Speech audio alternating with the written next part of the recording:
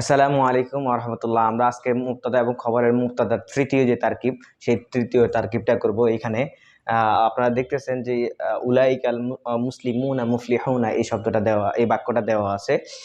এই বাক্যের মধ্যে উলাইকা শব্দটি হচ্ছে ইসমে ইশারা। আমরা যেটা জানি যে ইসমে ইশারা হচ্ছে মারিফার আলামত। ইসমে ইশারা পরে যদি শব্দ থাকে, যে শব্দটা দেওয়া আছে সেটা হচ্ছে মুশাররুন ইলাইহি।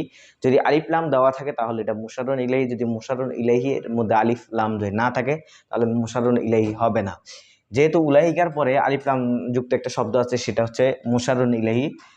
ইসমে ইশারা এবং মুশাররুন ইলাইহি মিলে হবে মুবতাদা, আর বাকি যে শব্দটা আছে সেটা অটোমেটিক খবর হয়ে যাবে। এখন আমরা প্রথমে, যেহেতু উলাইকা হচ্ছে ইসমে ইশারা, ইসমে ইশারাটা হচ্ছে মারিফার আলামত বা মারিফার প্রকার, তাহলে আমরা সেটা লিখি ইসমে ইশারা। এরপরে শব্দ যেহেতু আলিফ লাম যুক্ত আছে এই জন্য মুশাররুন ইলাইহি। মুশাররুন ইলাইহি আর ইসমে ইশারা এবং মুশাররুন ইলাইহি মিলে হচ্ছে মুবতাদা।